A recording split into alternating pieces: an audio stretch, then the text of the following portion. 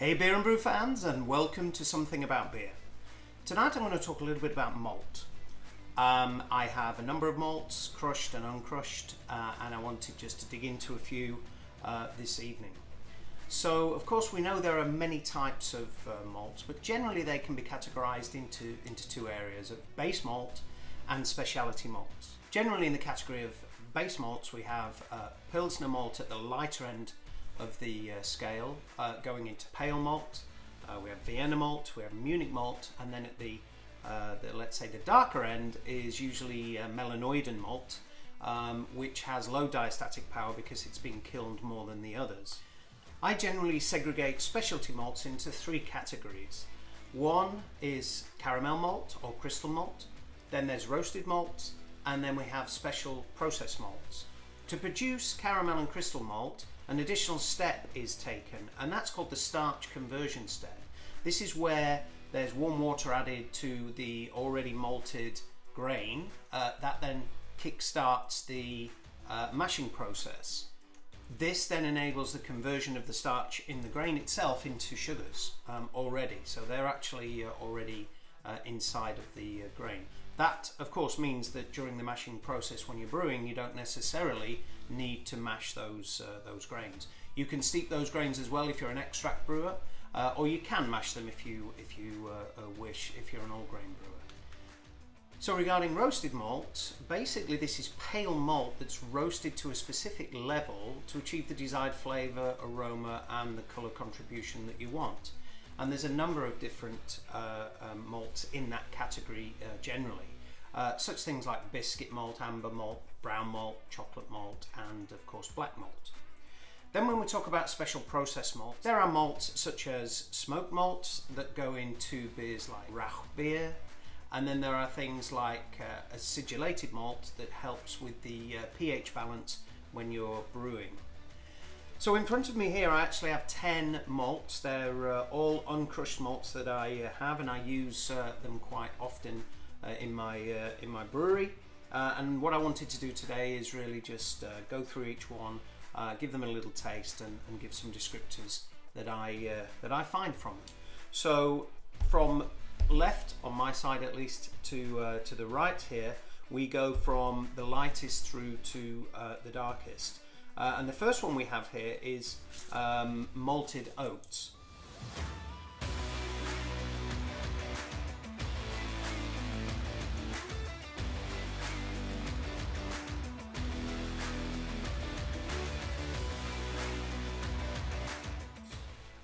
Now these are generally, as you would expect, porridge-like and creamy. That is generally the flavour that you get from these. I use that a lot in my New England IPAs, and also in stouts and some other darker beers as well. Then we have the good old Pilsner malt.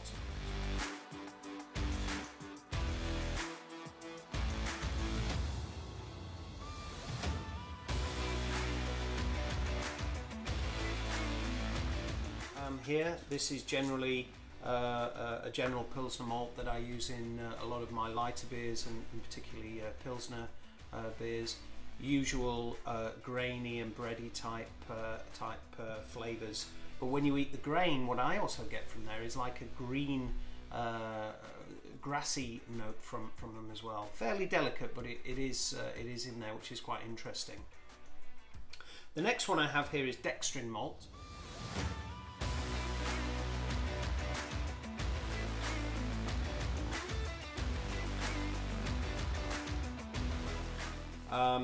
This basically I use in a lot of beers that I want to increase the body of the beer, or the head retention. It's quite low in flavour, so it adds very little in terms of flavour, if anything, actually. It's dextrin malt. It's called dextrin malt because it actually has some sugars in there that really are not flavourful, and of course they're not fermentable with normal brewer's yeast. The next one here is Maris Otter.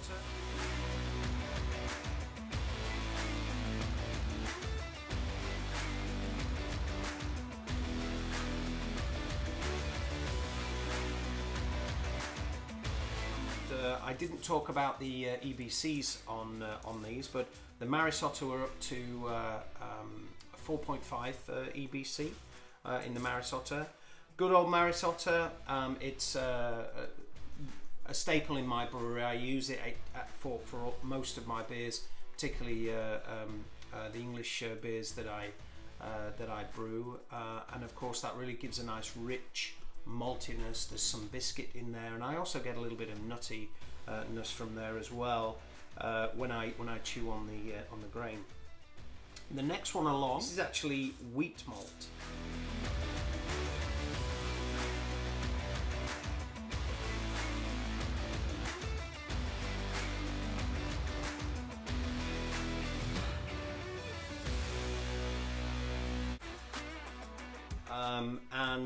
When you chew on that, firstly, it's quite tough, it's quite hard, it's quite crunchy. Let's say that.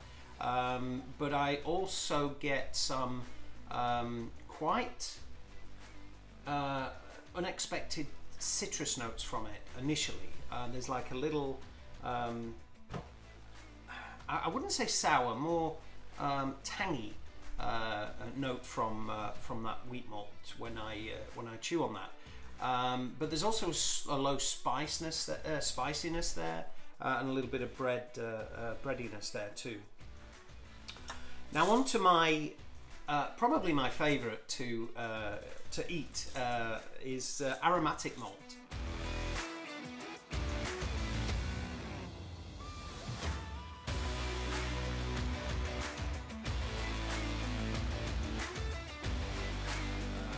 And we now jump up to 60 EBC with the aromatic malt. Yeah, the aromatic malt for me is sweet. It's got an intense malt flavour to it, but it's quite smooth, and there's a real light roast about it as well. This is really nice. I also gave some to my wife earlier when tasting it, and she loved it as well. She sort of said she could sit there and snack on it, as I do occasionally. It's very nice. The next one we have crystal malt here, which is 100 EBC.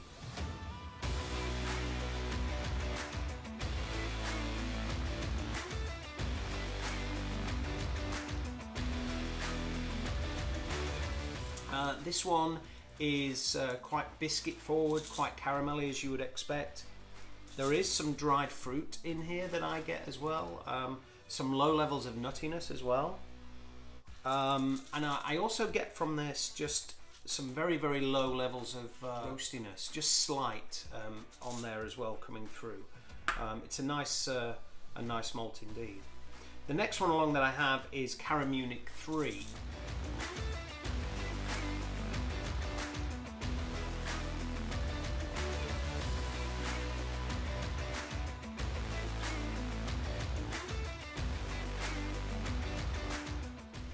And what I get from this quite often is biscuit, but like a burnt biscuit. If you're baking biscuits in the oven or something and you leave them in too long, there's just that burnt edge to it.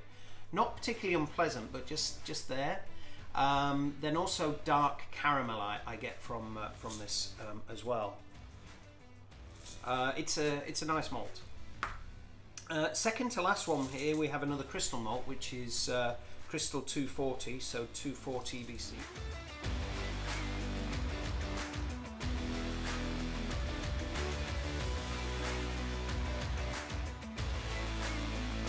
Quite dark, at least compared to the ones we already have here on the table. This one is more caramel intense, but more burnt caramel for me. I also get some toffee in this as well when I chew on it, and also there's that dark fruit, almost raisiny character that I get from this one as well. And then the last one I have a chocolate malt here, which is 550 EBC.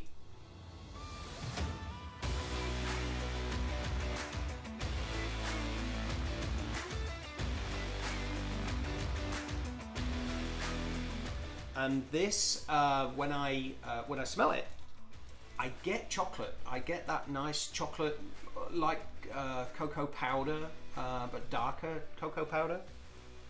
But when I taste it, I get very little cocoa powder in the taste, in the flavour when I chew on the grain, what I generally get is bitterness. That's what gets, or that's what I perceive initially, is the bitterness. But then after that comes the coffee. The coffee comes through quite nicely as well. It's a nice one to accompany other malts along what I have here, particularly in things like stouts and porters and other dark beers that you might want to try. So a quick roundup here of some of the malts that I have and some of the flavours that I get when I chew on the grain. And of course some of these don't necessarily come through too much into the beer, because there's a lot of complexity that goes on in the beer when you put grains together.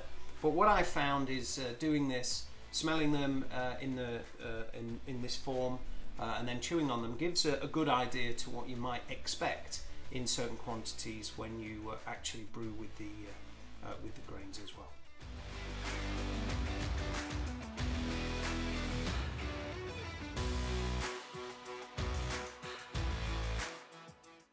If you like what we're doing here at Something About Beer, please subscribe and give the video a like. It really does help the channel out a lot.